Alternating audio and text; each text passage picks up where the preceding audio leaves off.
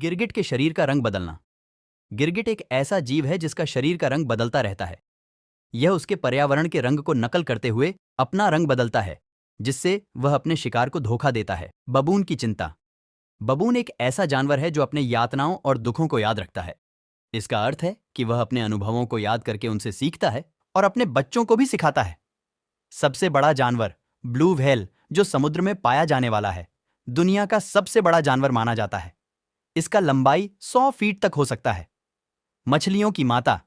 मछलियों की माताएं अपने बच्चों को उठाकर ले जाती हैं। यह उनके बच्चों को सुरक्षित रखने के लिए किया जाता है। चमगादड़। चमगादड़ एक ऐसा जानवर है जो रात में उड़ता है। यह अपने शिकार को ढूंढने के लिए ईंटों की आवाज का इस्तेमाल करता है।